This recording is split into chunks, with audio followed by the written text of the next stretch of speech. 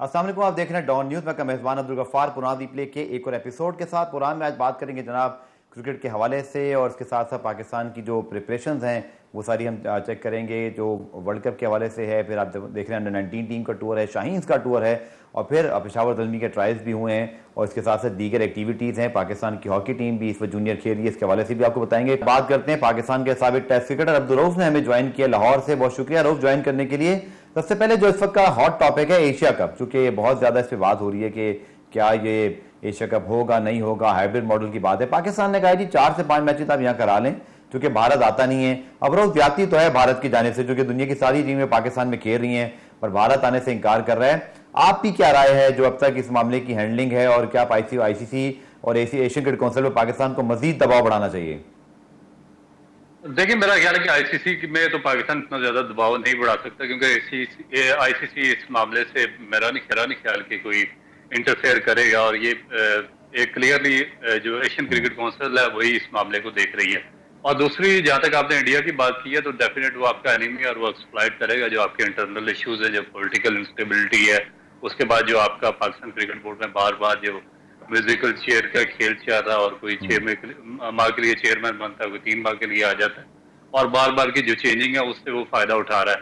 और उसके अलावा जो हमारे अपने जो इंटरनल जो हालात है, जो इकोनॉमी डिजास्टर का शिकार है, उसका भी वो एडवांटेज ले रहा है और पाकिस्तान को बैकफुट पर मजबूर कर रहा है। तो इसमें पाकिस्तान का जो क्रिकेट बोर्ड था या जो गवर्नमेंट थी, उसको एक क्लियर स्टांस लेना चाहिए था। और अभी तक बदकिस्मती से ना तो पाकिस्तान की गवर्नमेंट की जाने से और ना ही पाकिस्तान क्रिकेट बोर्ड की जाने से कोई ऐसा क्लियर स्टांस सामने आया है। पीसीबी एक हाइब्रिड मॉडल और तरह तरह की तजावीज, कभी इंग्लैंड में लॉर्ड में टूर्नामेंट करवाने की, कभी इंडिया के खिलाफ 2 तरफा सीरीज ऑस्ट्रेलिया में, और कभी यूएई में करवाने की तजावीज वगैरह देता रहा, मगर इंडिया ने इस पर कोई किसी किस्म की ना तो कोई पेशरफ का मुजाहरा किया और ना ही कोई इसका कोई पॉजिटिव इसका रिप्लाई किया है। तो इसमें मेरा ख्याल है कि पाकिस्तान क्रिकेट बोर्ड को चाहिए था कि एक मजबूत स्टांस के साथ, और जो अपना एक ढांचा था उसको स्ट्रेंथन करके, और जो अपने एक्स पास क्रिकेटर्स थे उनको साथ लेकर और गवर्नमेंट को साथ उठाकर एक डिसाइसिव एक एक्शन लेता, जो कि अभी तक लेने में नाकाम है। ठीक है, अपने मायने इमरान सिद्दीकी को कुछ देर में लाइन पर लेंगे, उनसे पूछेंगे लेटेस्ट डेवलपमेंट क्या है, चूंकि डेडलॉक अभी भी बरकरार है। पाकिस्तान का हाइब्रिड मॉडल बताया जाता है कि 27 या 28 मई को भारत का क्रिकेट बोर्ड का इजलास होगा, और उसके बाद इस पर कोई हतमी राय जो है सामने आ सकेगी।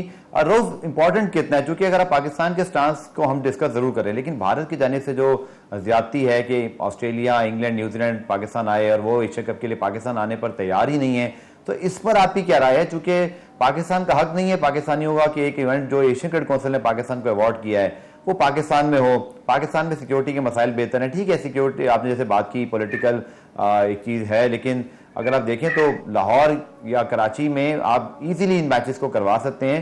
सो भारत मौके का फायदा भी उठा रहा है जैसे आपने कहा। दूसरा, वो एक ऐसे मुल्क के साथ ज्यादती कर रहा है जहाँ दुनिया की बाकी टीमें आ रही हैं।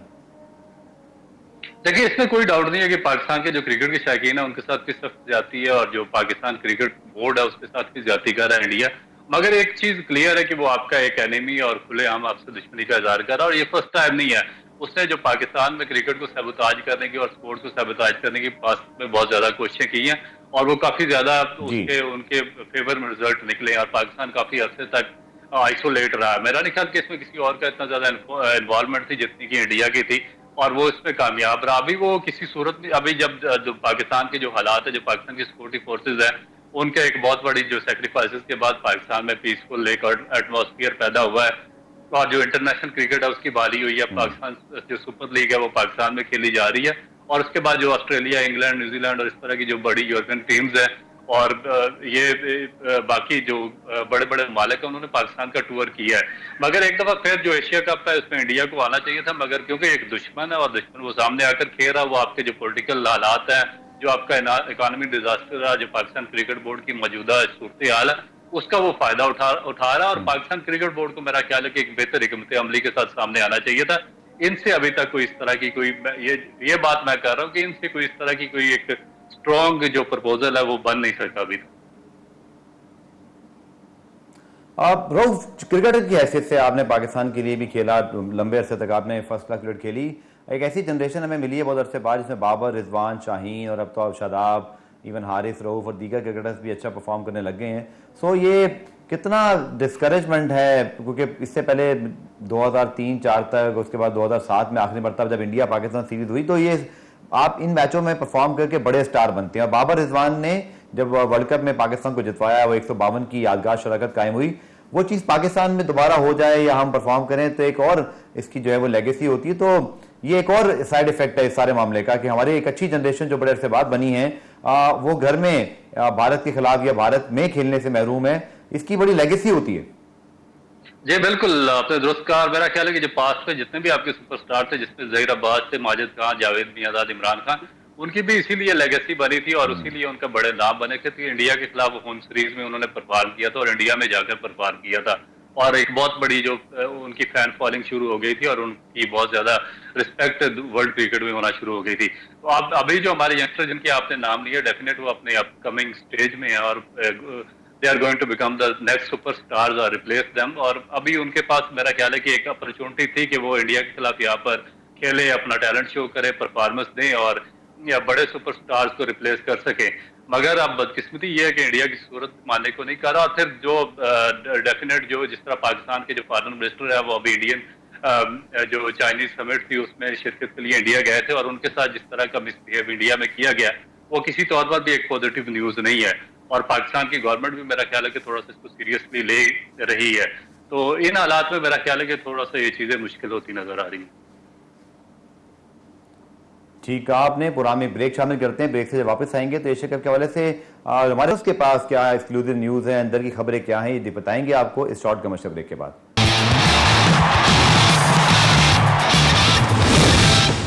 पुराना रिप्ले में खुश आमदीद और हम बात करें जनाब पाकिस्तान क्रिकेट के हवाले से। अब्दुल रऊफ पाकिस्तान के साबिक टेस्ट क्रिकेटर हमारे साथ मौजूद हैं। रऊफ, कुछ बात करते हैं पाकिस्तान क्रिकेट बोर्ड की हालिया डिसीजन मेकिंग की। नई सिलेक्शन कमेटी इस लिहाज से है कि चेयरमैन तो वही हैं हारून रशीद साहब, लेकिन अब ग्रांट ब्रैडबर्न आ गए हैं। हमने देखा कि उसके अंदर मिकी आर्थर को शामिल कर लिया गया और साथ फिर हसन चीमा जो कि इस्लामाबाद यूनाइटेड के साथ वाबस्ता हैं उनको डेटा बेस और जो एक स्ट्रेटेजिक प्लानिंग उसके हवाले शामिल किया है। इस पर निज़ामुल हक साहब ने तनकीद की है। वो समझते हैं कि जो तमाम आपके प्लेयर्स पाकिस्तान में क्या उनको क्रिकेट का नहीं पता या सारे फॉरेन प्लेयर थी, अब सिलेक्शन भी देखेंगे और खास तौर पर जब मिकी आर्थर पाकिस्तान में मौजूद भी नहीं है। आपकी क्या राय है इस मामले पर?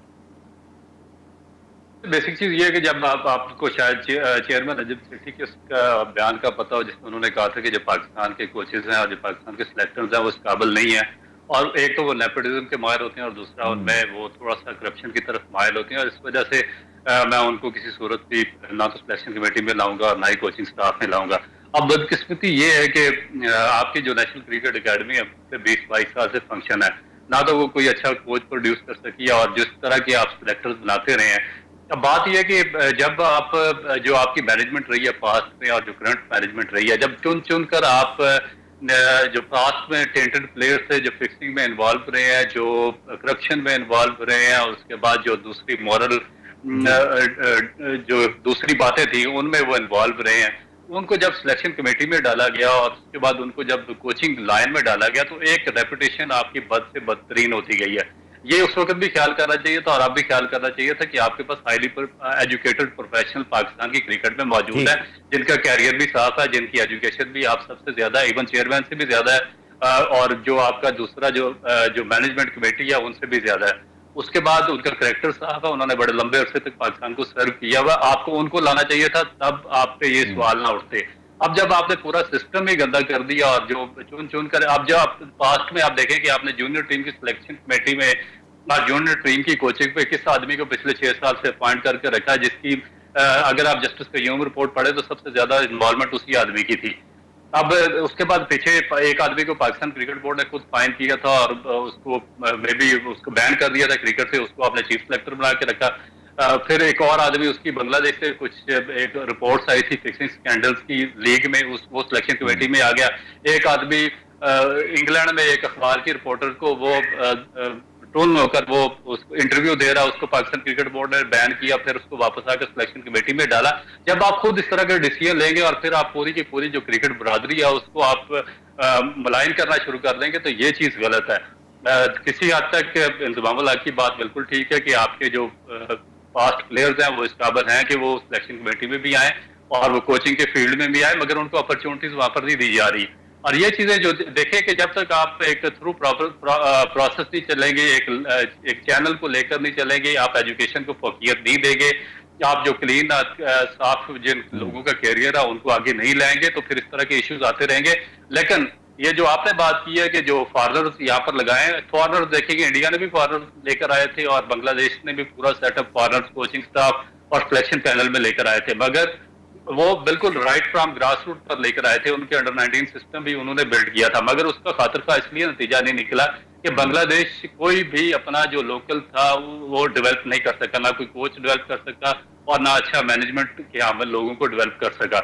उसके बाद उनका जो क्रिकेट का स्ट्रक्चर है वो बुरी तरह नाकाम हुआ और बिल्कुल डिजास्टर का शिकार होकर वो बिल्कुल बॉटम लाइन पर चली गई।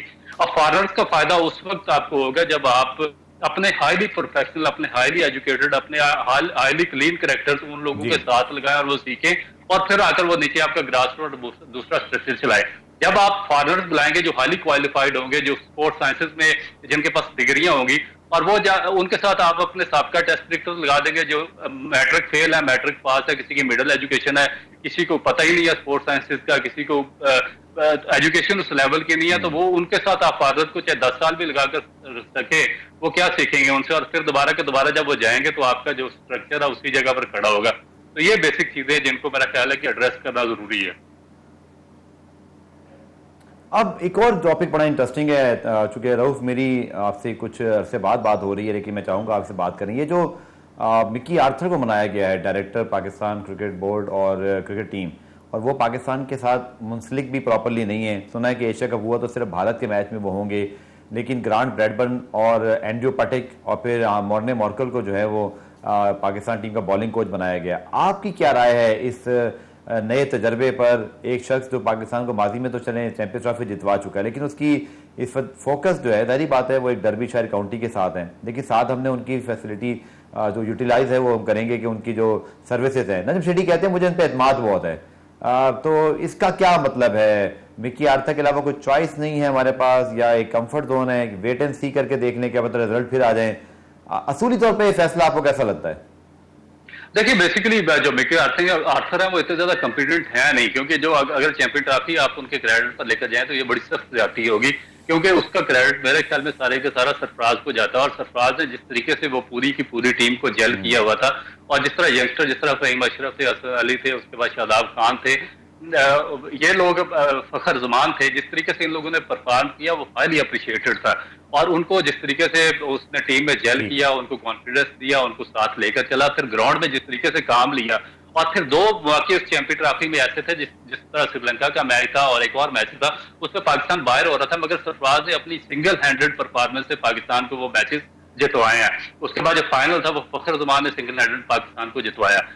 देखिए कि अब आप इन सारे प्लेयर्स का अगर क्रेडिट मिकी आर्थर की कोचिंग को दे दे तो फिर मेरा ख्याल कि ये प्लेयर के साथ जाती है, और उसको फिर यहाँ पर लाकर पाकिस्तान क्रिकेट का डायरेक्टर बना दे। उसके अलावा भी मिकी आर्थर चैंपियन ट्रॉफी के बाद बेशुमार टीमों के साथ रहा, बेशुमार काउंटी की टीमों के साथ रहा, जो दूसरी लीग्स होती है इन टीमों के साथ रहा, कितने परसेंटेज उसकी कामयाबियों का है?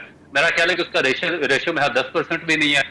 तो फिर अगर इस तरह फिर उसको यहाँ पर आकर पाकिस्तान की इतना बड़ा जो सेटअप है उस पर डायरेक्टर लगा दिया जाए तो ज्यादा है, क्योंकि वो ना तो पाकिस्तान के ग्रास रूट स्ट्रक्चर को समझता है, ना वो यहाँ पर नीचे ट्रेवल कर सकता है, ना नीचे स्ट्रक्चर को प्रॉपरली समझा है, तो वो मेरा नहीं ख्याल कि उसको कोई फायदा होगा। और फिर उसके बाद जो उसका कॉन्ट्रैक्ट, अगर नजम सेठी साहब पिछले अगले 2 महीने बाद वो चले जाते हैं, इनकी चेंज हो जाती है, इनकी जगह पर जगा अशरफ या जस्टिस रमदे या कोई भी और दूसरे लोग आ जाते हैं, तो फिर ये इसका मुस्तकबिल क्या होगा? जो मिकी आर्थर है तो जो अपने पैसे पकड़ेंगे वो चले जाएंगे, ना उससे पाकिस्तान क्रिकेट को कोई फायदा, ना उससे कोई डेवलपमेंट हुई, ना उसको आपके कोई कोच डेवलपमेंट हुआ या कोच की डेवलपमेंट हुई, ना उसका आपको कोई मैनेजमेंट डेवलप हुई, तो फायदा पाकिस्तान क्रिकेट को उसका नहीं है। फायदा उस सूरत में होगा जब आप अपने हाईली प्रोफेशनल, अपने हाईली एजुकेटेड लोग, अपने हाईली क्लीन कैरेक्टर लोग उनके साथ रखकर उनको तैयार करें, तो फिर आपकी क्रिकेट आगे जाएगी। वही जाकर नीचे ग्रास लेवल पर काम करेंगे तो वो आपका पूरे का पूरा स्ट्रक्चर वो बिल्ड करेंगे और उसको उठाएंगे, चाहे कोई भी क्रिकेट बोर्ड का चेयरमैन आ जाए और कितनी भी तब्दीली होती रहे।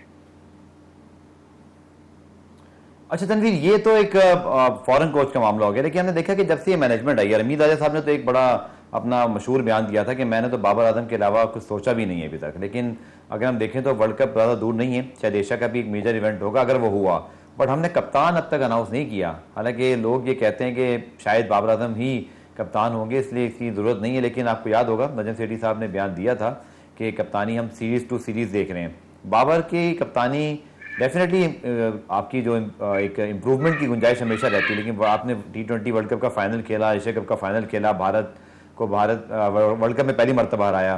तो क्या जो मौजूदा मैनेजमेंट है, क्या आपको लगता है कि ये इतना कॉन्फिडेंस दे रहे हैं बाबर को जितना रमीज राजा देते थे, या इस तरह के जब आप हालात पैदा करें अनसर्टेनिटी, तो इससे क्या बाबर जो वर्ल्ड क्लास प्लेयर हैं, कैप्टनसी वो कर रहे हैं, दूसरी चॉइस फिलहाल हमने कोई ग्रूम की नहीं हुई, तो ये अनसर्टेनिटी पाकिस्तान क्रिकेट के लिए अच्छी? देखिए, मेरा नहीं ख्याल कि कोई इतना ज्यादा इसका फायदा, और जो जितनी ज्यादा अनसर्टेनिटी पाकिस्तान टीम में रखेंगे तो उससे ज्यादा पाकिस्तान के जो रिजल्ट है वो डाउनफॉल का शिकार होते जाएंगे। देखें कि बाबर आजम एक मेंटली बहुत ज्यादा स्ट्रॉन्ग कैप्टन नहीं है, जिस तरह के नेचुरल या बाई बर्थ या बाई इनहेरिटेड कैप्टन कोई हो सकता है। वो अडॉप्टेड कैप्टन है और वो आस्ता आस्ता कैप्टनसी सीख रहे हैं। जब उनको कैप्टन बनाया गया और स्पेशली 3 फॉर्मेट का कैप्टन बनाया गया तो तब उनके साथ ज्यादती की गई, वो इस काबिल नहीं थे, उनको इतनी बड़ी जिम्मेदारी दे दी गई। अब जब वो थोड़ा सा सीखे हैं, उन टीम जेल हुए हैं, टीम के जो लड़के हैं उनका उन पर कॉन्फिडेंस हुआ, उन्होंने अपना एक ग्रुप बनाया, तो उसमें फिर जो मैनेजमेंट पाथ की चेंज हुई है और नई मैनेजमेंट आई है तो उन्होंने एक नई अनसर्टेनिटी और क्रिएट कर दिया, जिसमें कि बाबर आजम की कप्तानी के हवाले से सवाल उठना शुरू हो गए।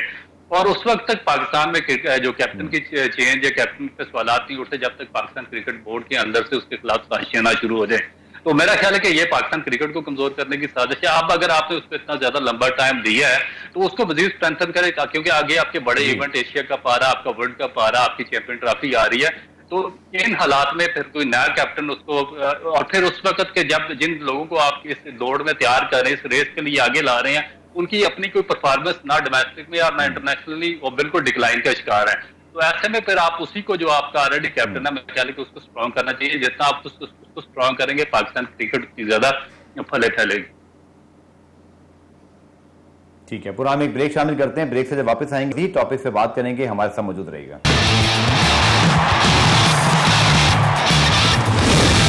पुनः रिप्ले में खुशामदीद। और जनाब एशिया कप के हवाले से और पाकिस्तान की टीम के हवाले से हम बात कर रहे हैं पाकिस्तान के साबिक test fast bowler Abdul Rauf से। लेकिन पहले चलते हैं जनाब ने नुमाइंदे गुलाम मुर्तजा की जानिब और उनसे एशिया कप के हवाले से जो ताज़ा तरीन सूरत हाल है वो मालूम करते हैं। गुलाम मुर्तजा, ज़राए तो ये कहते हैं कि पाकिस्तान के हाइब्रिड मॉडल की जो मंजूरी है उसके इशारे मिल रहे हैं, लेकिन टाइम फ्रेम कंफर्म नहीं है। तो आप जो कि लाहौर में मौजूद हैं, पाकिस्तान क्रिकेट बोर्ड के हेडक्वार्टर, आपका आना जाना भी होता है, कोई ऐसे इशारे आपको भी मिल रहे हैं जैसे एशिया कप के हवाले से कोई इशारा BCCI या भारतीय बोर्ड या एशिया क्रिकेट काउंसिल से मिला हो, कोई तैयारी तक की नौबत आई हो, या आप समझते नहीं अभी सब कुछ जो है वो वेट एंड सी ही की बुनियाद पर है?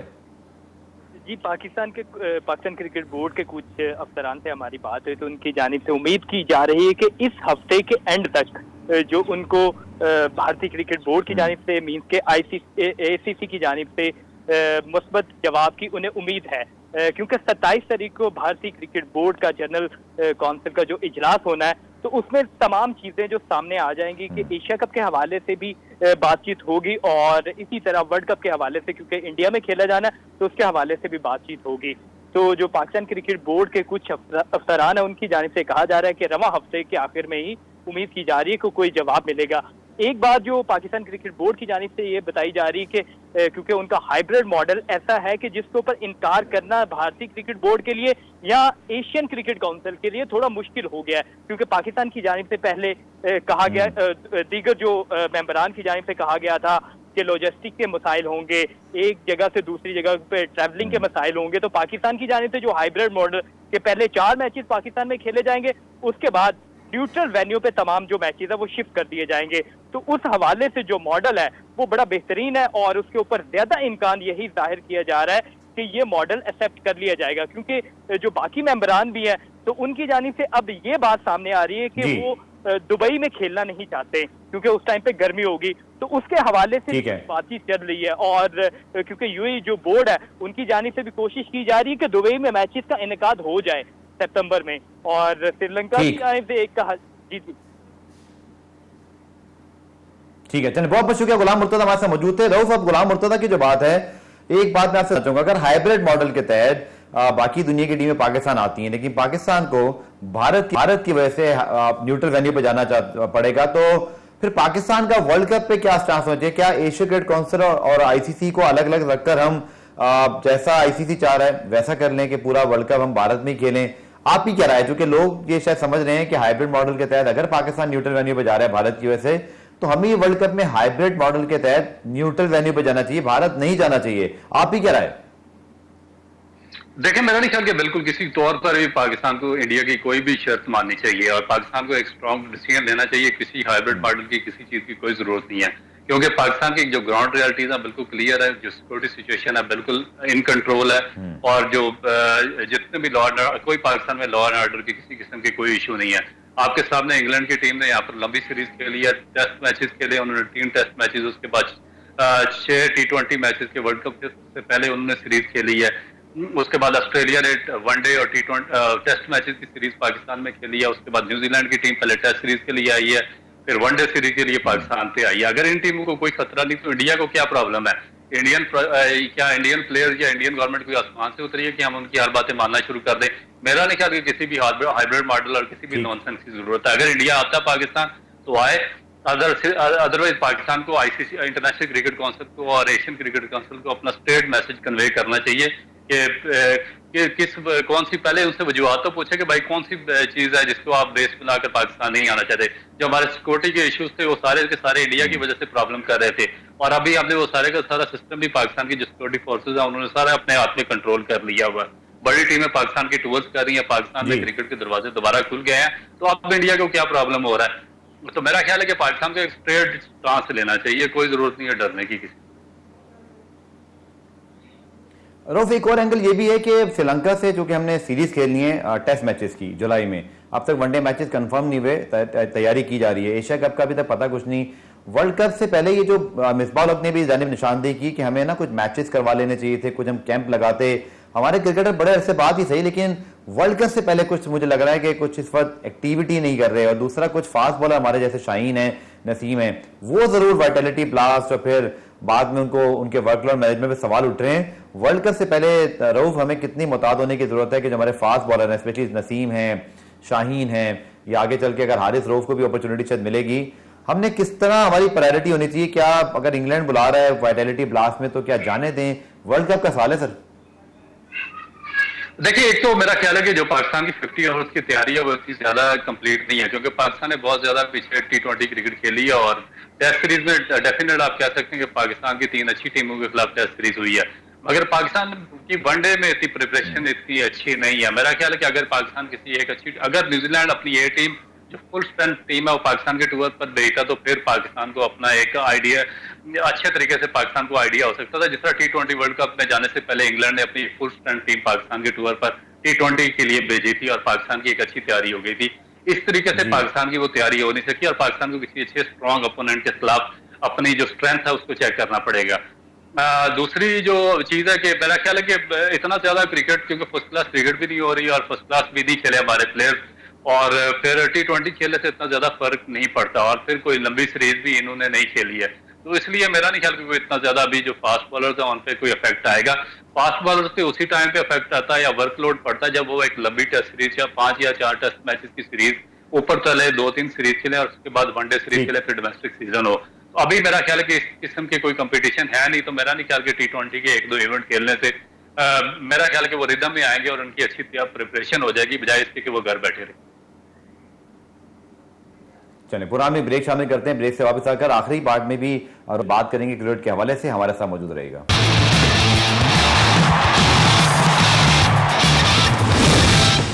पुरान रिप्ले में खुशामदीद। और जनाब, इस वक्त पेशावर ज़ल्मी के ट्रायल्स भी पेशावर में हो रहे हैं टैलेंट हंट के नाम से, जिसमें साबिक कप्तान इंजमाम उल हक जो पेशावर ज़ल्मी के सदर हैं, और इसके साथ कामरान अकमल, मोहम्मद अकरम और मोहम्मद आरिफ जैसे जो सुपरस्टार हैं वो पेशावर में मौजूद हैं। हमारे नुमाइंदे जाहिद इमदाद ने इस हवाले से रिपोर्ट तैयार की है, आइए आपको दिखाते हैं। पेशावर हैदराबाद स्पोर्ट्स कॉम्प्लेक्स में पेशावर ज़ल्मी की जानिब से 2 रोजा टैलेंट हंट का आगाज कर दिया गया। चेयरमैन पेशावर ज़ल्मी साबिक कप्तान इंजमाम उल हक, कौमी खिलाड़ी कामरान अकमल, मोहम्मद हारिस भी ट्रायल्स लेने पहुंच गए। मीडिया से बातचीत करते हुए साबिक कप्तान कौमी टीम ने कहा कि एशिया कप में पाकिस्तान कामयाबी हासिल करे, लाजमी नहीं बैट्समैन ही मैच जिताए, जबकि बॉलर्स टूर्नामेंट जिताते रहे हैं। जिस तरह की कमेटी बनाई गई है उस पर ज़रूर इतराज़ मुझे भी है और मेरे ख्याल में क्रिकेट के हलकों में काफ़ी सारे लोगों को है कि जी अगर ये जाके प्लेस देखें और अगर किसी क्रिकेटर्स को बनाते जो ग्राउंड में जाके देखता और जो करंट होता तो मेरे ख्याल में ज़्यादा बेहतर होना था इस चीज़ पे कि वो ज़्यादा बेहतर सिलेक्शन होती, ज़्यादा बेहतर रिजल्ट आते उससे। सिलेक्शन में 20 खिलाड़ियों को मुंतखब किया जाएगा जिनको नेशनल एकेडमी भेजा जाएगा। सिलेक्शन के लिए आए खिलाड़ी भी पुरुमीद है। नेशनल लेवल इंटरनेशनल लेवल पे पाकिस्तान के लिए रिप्रेजेंट करते हैं और पेशावर ज़ल्मी के लिए खेलते हैं और इसी से आगे जाते हैं तो हमें बहुत खुशी होती है इस ट्रायल देने से। बहुत अच्छी अपॉर्चुनिटी है और बहुत से लोग हर जगह से आ जाते हैं। पेशावर में जितने भी गांव हैं वहाँ से लोग आ जाते हैं और अपना टैलेंट दिखाते हैं। कौमी खिलाड़ी भी पुरुमीद है कि ज़ल्मी टैलेंट हंट से मजीद खिलाड़ी सामने आएंगे। कैमरामैन हजरत बिलाल के साथ जाहिद इमदाद, डॉन न्यूज़, पेशावर। रोफ, एक सवाल मैं जरूर करूंगा पीएसएल के हवाले से, जहां बात कर रहे हैं जी पाकिस्तान में आके दुनिया भर की टीमें खेलें, लेकिन अगर आप देखें तो पेशावर में 2-3 साल से अरबाब नियाज़ स्टेडियम की तामीर ही नहीं हो पा रही। और अभी भी मैं जब पेशावर में मौजूद हूँ तो हमने ये इतलात देखी है कि अभी भी काम इतनी मतलब तेज़ी से नहीं हो रहा। तो हमें तो अपने घर पे भी बड़ी तवज्जो देने की ज़रूरत है कि जब इतना बड़ा टैलेंट खैबर पख्तूनख्वा से आ रहा है, पेशावर ज़ल्मी टैलेंट हंट भी कर रहा है, बट पीसीबी को या गवर्नमेंट को आपको नहीं लगता पुश करना चाहिए इस मामले को कि ये स्टेडियम जल्द से जल्द तामीर हो जाए और पेशावर के शहरी भी अपने जो पीएसएल के मैचेस हैं वो अपने ग्राउंड पर देखें? जी, आवाज आ रही है आपको?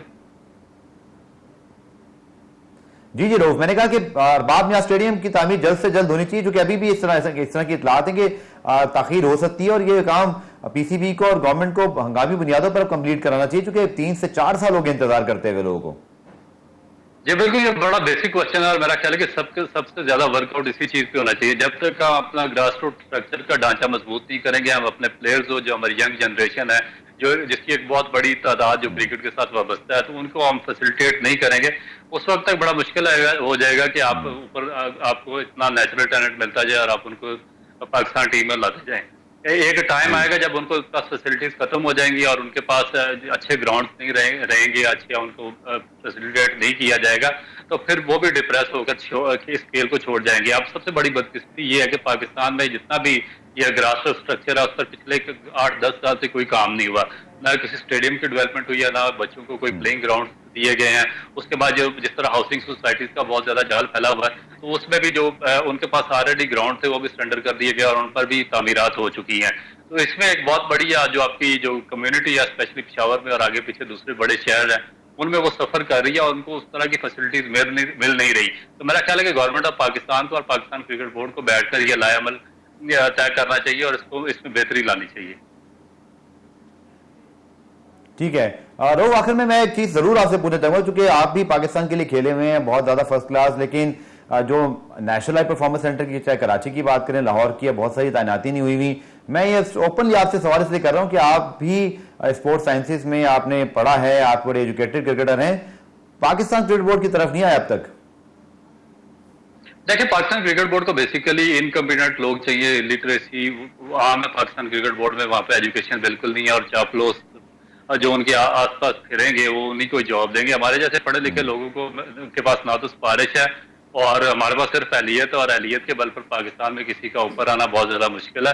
और यही चीज है जिसकी वजह से हमारे जैसे लोग पाकिस्तान क्रिकेट में सफर करते हैं, और फिर इसी वजह से ये जो फॉरनर्स हैं और जिनको बाहर से उठाकर लाए हैं और उनको पूरे पाकिस्तान की जितनी भी जो इम्पोर्टेंट डेजिग्नेशन है उनको दे दिए गए हैं, मगर उसका फायदा इसलिए नहीं होगा क्योंकि उनके साथ भी यहाँ पे एजुकेटेड लोग लाए हैं जिनमें से किसी के पास ना तो एजुकेशन है और ना एक्सपीरियंस है और ना अहलियत है।